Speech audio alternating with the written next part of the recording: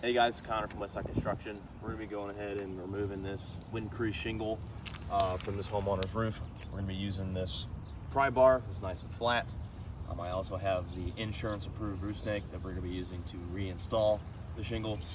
But we're going to be using this flat pry bar because that is what was recommended to us from the insurance. That's what they said they used to perform their test, so we're going to go ahead and perform the same test with a nice flat pry bar like they asked us to. So we're going to go ahead and we're going to start by unsealing the shingle above this shingle, and then the row of shingles above that, and then I'm going to remove the nails from this shingle and we're going to pull out. So I'm going to unseal all these shingles. That one was already unsealed, and that's seems to be the trend on this roof, is a lot of these shingles basically are, I mean, they're already unsealed. It's just not very, you know, it's, I don't really have to explain much more than that, but we're gonna go ahead and start removing the nails here. So this is where our shingle ends. We're gonna go underneath here. I'm trying to be real nice. Get underneath that nail. Okay. So we had a failure there. That nail has pulled through the shingle, and that's just due to the nature of the shingles themselves. There's not really anything that I could have done any different there. I'm being real gentle, to be totally honest with you. There's a lot of roofers out here that would not be nearly as gentle as I'm being, especially when they're out here doing a repair on multiple shingles. But I'm gonna go ahead and keep going for you guys. Get this nail out. I mean, that's just a total failure. That shingle has totally failed. I mean, that's yeah, that's pretty bad. Try to get this nail out without doing too much more damage to the shingles. All right, there we go. This next one, same sort of deal. Trying to be real gentle, real nice. Obviously, I do gotta force it underneath the nail a little bit, you know, but I mean, it's just it's very obvious that these shingles are not repairable. That nail, you know, it pulled straight through that shingle really with no problem. I really didn't have to put any sort of pressure on this crowbar at all. But we're gonna go ahead and we're gonna remove this shingle at the very least, because of how increased it is. That tab's gonna eventually come off, so we're gonna need to do some sort of emergency repair for this homeowner, but we're gonna keep going. And again, I gotta get underneath that nail. I mean, yeah, I mean, there's not really a whole lot you can do different than what I'm doing right here.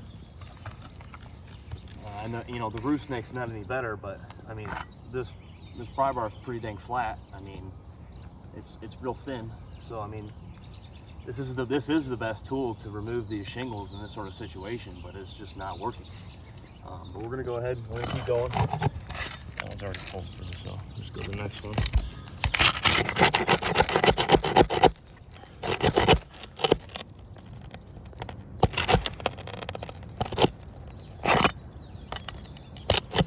Okay, look at that. We are 1 for 4 of nails. So, not a great ratio. I'm gonna go ahead and we're gonna get the nails out of this second row of shingles so that I can pull this shingle out. So we'll start here.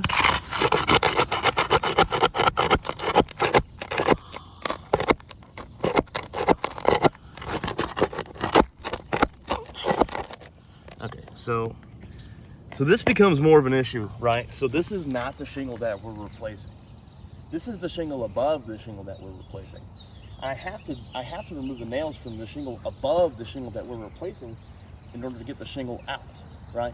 So whenever I damage the shingle above the shingle that I'm replacing, right, this one, whenever I damage the one that's above it, I now have to replace this shingle, because now this hole here is much larger than what a normal nail hole would be. So now I either have to try and put a nail in there and hope that it doesn't, you know, pull out, which it definitely would, or I'm putting a nail in a different spot on this old shingle, and I gotta put silicone or some sort of sealant on this, and hope that it doesn't leak in the future. So it's just a lose-lose altogether, you know, for us as the ones doing the repair, and for the homeowner that is receiving the repair, because ultimately we're not going to be able to get this back to a you know, the pre-storm condition that the roof was in, and you know, that's why we're here. So we're going to keep on going. Gonna get this nail out here. So far we're 1 for 5 on the nails. Let's see if we can get, okay, so I mean, I had a pretty good hold of that nail there, but it's still, I mean, it's still just pulled straight through. I mean, that shingle's come loose. So again, another nail hole that I'm either gonna have to try and fill with the nail or put sealant in and hope that it doesn't, you know, become a problem in the future. But I definitely wouldn't say that that is a repairable shingle. Definitely not in its nature. So we're gonna keep on going. This is the final nail. Well, this nail and then the nail next to it.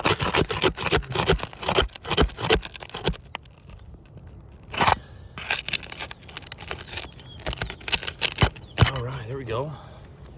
2 for 6. And then we'll get this one. Okay. I mean, it's just, it's not working. I mean, I don't know.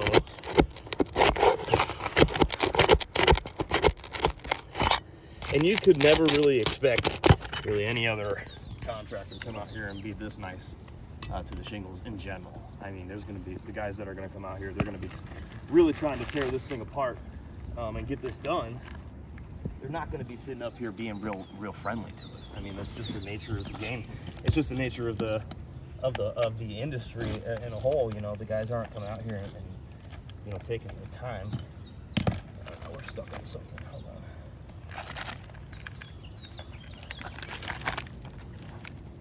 Oh yeah. Okay.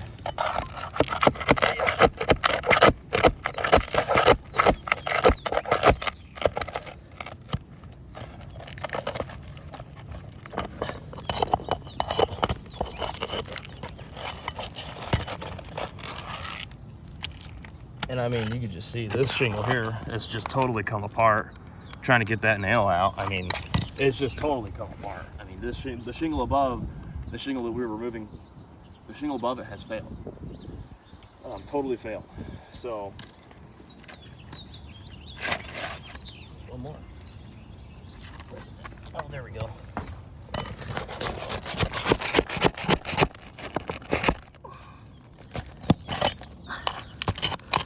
All right, so we're about 3 for 8 on this one. That shingle's out. And now I'm gonna have to remove this shingle in order to actually do a proper repair. And then in the process of removing this shingle, the likelihood of damaging the shingle above it, pretty high.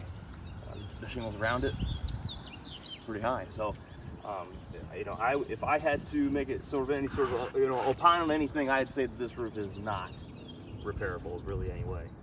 But we're gonna go ahead and get this wrapped up for you guys, and we'll send this off to you.